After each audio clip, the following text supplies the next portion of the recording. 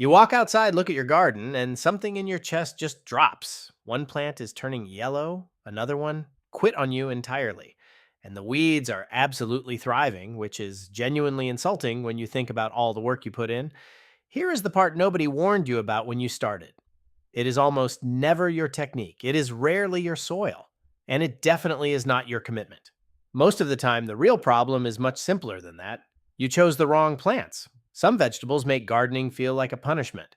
Others practically do the work themselves. I spent years learning that lesson the slow and painful way, watching things die, reading conflicting advice online at 2 in the morning, wondering what I was doing wrong. And the answer, more often than not, came back to the same thing: wrong plant choices. So today you are getting the list I wish someone had handed me before I ever put a seed in the ground. 20 vegetables so cooperative, so productive, and so genuinely low maintenance that even the busiest, most easily distracted gardener walks away with a real harvest at the end of the season. Stay with me, because around number 16, you are going to raise an eyebrow. Almost no one expects that one.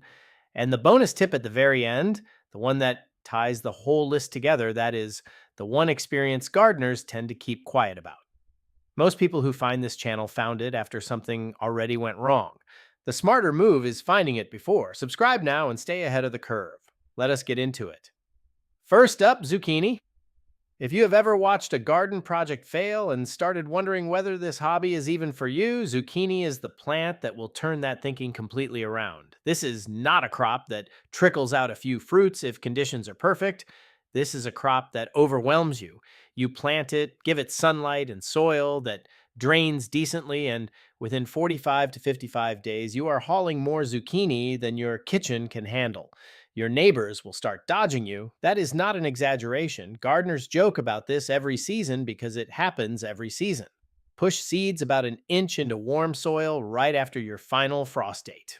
Choose a spot with full sun. Water at the base of the plant rather than from above because overhead watering invites powdery mildew to move in and make itself comfortable. After that, the main job is staying out of its way. Black Beauty and Costa Romanesco are both dependable varieties you can find just about anywhere. Zucchini performs across USDA zones 3 through 11, handles a wide range of soil types, and does not ask much as long as water does not pool around the roots. One or two plants feeds most families comfortably. Harvest at 6 to 8 inches for the best eating, and do not wait too long. Leave them on the vine, and they balloon into something you could use as a weapon ring. Second on the list, green beans. If zucchini gives you confidence, green beans give you satisfaction. There is something almost meditative about growing them, and the effort required is close to nothing. No indoor starting, no complicated prep. You push seeds an inch into the ground after frost, water them, and wait about a week and a half to see tiny sprouts pushing up through the soil. Bush varieties start producing in 50 to 60 days. Pole varieties take a bit longer but deliver over a longer window, which is worth it if you want steady harvests throughout the season. What makes green beans genuinely special beyond the ease is what they do underground. They pull nitrogen from the air and fix it into the soil while they grow, which means they are actively improving your garden bed at the same time they are feeding you. That is a trade most crops do not offer. Blue Lake, Provider, and Contender are classic varieties that perform reliably without drama. They work across zones 3 through 10, do fine in full sun, and manage reasonably well in partial shade. Keep picking consistently and the plant keeps pushing out new pods. Leave them too long and the plant decides its work is done. Stay on it and you will have green beans coming out faster than you can eat them. Third is radishes. And this one is specifically for the impatient. Raise your hand if that includes you, because honestly, it includes most gardeners. Radishes go from seed to your plate in as little as 20 to 25 days. While most of your other seeds are still deciding whether they feel like germinating, you will already be harvesting something you grew with your own hands. That experience matters more than people realize. It builds something. A quick win early in the season gives you momentum that carries you through the harder, slower parts of gardening. Sow them half an inch deep, an inch apart, keep the moisture consistent, and do not complicate it beyond that. They love cooler weather. Swiss chard rarely bolts and it handles light frost without flinching. It keeps producing even after heavy harvesting. Grow it in zones 3 through 10 in full sun to partial shade. Swiss chard has a very minimal demand list. If you want one vegetable that just keeps delivering without constant attention, choose chard. Eighth is kale. Set aside any food trend baggage and view kale purely as a garden crop. Kale is remarkably hard to kill. It withstands temperatures down to about 10 degrees Fahrenheit. Kale actually tastes better after a frost converts some starches to sugars, so a quarter-inch deep and thin to 12 to 18 inches apart. Let it grow. Zones 2 through 9 are ideal and cooler weather is preferred. Lacinato kale has a deep nutty richness and works cooked or raw. Red Russian is more tender with a slightly sweet edge and holds up well in salads. Kale is cut and come again. Take from the bottom and leave the center growing. A single plant feeds you from spring through late fall and sometimes longer in milder climates. What do all 8 of those crops have in common? They ask very little and give back a lot. That principle is the whole point of this list. Keep going because the next entries show where beginners leave easy production on the table. Ninth is peas. There is something playful about growing peas with vines climbing upward and pods filling out. Snap one off and eat it warm right there in the garden. Peas are a cool season crop and go in early when soil can be worked. They handle cold soil and light freezes without complaint, sow an inch deep and 2 inches apart and give them a simple structure to climb. Keep moisture consistent and they germinate in 7 to 14 days. Sugar Snap and Super Sugar Snap have sweet edible pods you do not need to shell. Oregon Sugar Pod is a reliable snow pea that performs season after season. Like green beans, peas fix nitrogen and invest in your garden long term.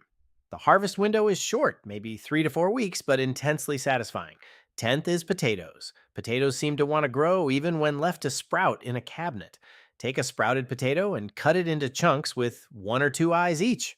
Let the cut surfaces dry for a day, then plant 4 inches deep in loose soil.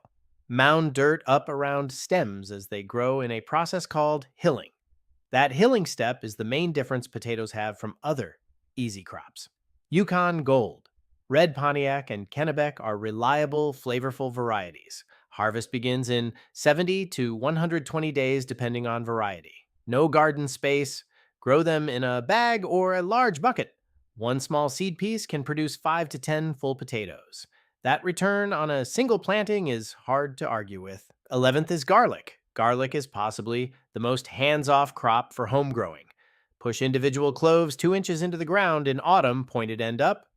Do this a few weeks before the first hard frost, and then walk away. Garlic overwinters underground and wakes up in spring ready to pull by midsummer. Every single clove becomes a full bulb with 8 to 12 new cloves. Plant enough and you may never purchase garlic again. Soft neck varieties store for months and hard neck types send up scapes in spring. Scapes are great in pesto, stir fries, and anywhere you want milder garlic flavor. Give a light feeding in early spring and steady moisture, then stop watering when lower leaves brown. Harvest and cure for 2 weeks in a dry shaded spot, and then you are done. Garlic is one of the most rewarding crops because it requires so little. 12th is sweet potatoes. Before you decide it is involved, hear the simple process. Suspend a sweet potato over a jar of water using toothpicks with bottom half submerged. Set it in a warm, bright window and wait for sprouts called slips to emerge. Once they reach a bow, but planting them properly in soil gives you something more flavorful and longer lasting. Green onions perform in zones 3 through 9, tolerate partial shade, and grow in almost any soil type. They are harvest ready in 3 to 4 weeks, take up almost no space, and need almost no maintenance. Tuck them along bed edges, grow them in small pots on a windowsill, or scatter them through the garden as companion plants to other crops. Evergreen Hardy White is a variety that overwinters in many climates, which means less replanting and more continuous availability. Plant them, water occasionally, snip what you need when you need it, and move on. 18th is turnips. These are fast, uncomplicated, and genuinely underestimated. Sow directly half an inch deep in early spring or late summer, and you can be pulling turnips in 30 to 60 days depending on the variety. Purple Top White Globe is the classic. Tokyo Cross is fast maturing with a mild flavor that works well raw or lightly cooked. Like beets, turnips offer 2 harvests from one plant because the greens are just as nutritious and edible as the roots. They perform across zones 2 through 9. prefer cooler conditions, handle partial shade without issue, and get noticeably sweeter after a light frost. Thin seedlings to 4 inches apart and harvest roots when they reach 2 to 3 inches across. If you have a patch of ground and a packet of seeds, you can grow turnips. There is no simpler equation in the garden. 19th is butternut squash.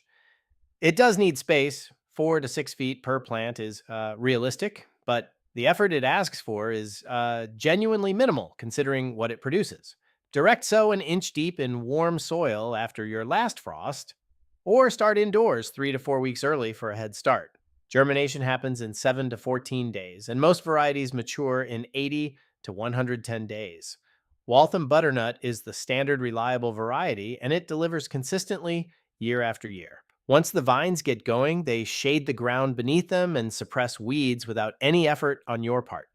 One light to moderate feeding with balanced fertilizer during the season, attention to squash vine borers, which are the main real threat, and a harvest check once the skin hardens and the stem begins to dry and shrivel. One healthy vine produces 5 to 10 squash. They store for months in a cool, dry location, which means one planting extends your food supply well into winter without any additional work. 20th is sunflowers grown for their edible seeds. I wanted to close this list with something that is not purely functional, but that actually brings joy into the garden space. Push seeds an inch deep after frost in full sun. Stand back. They germinate in 7 to 10 days and reach their full height in 70 to 100 days. Mammoth Russian is the go to variety for seed production, drought tolerant, comfortable in poor soil, happy across zones 2 through 11. When the back of the flower head turns from green to brown and the seeds look full and developed, cut it and hang it upside down somewhere dry to finish curing.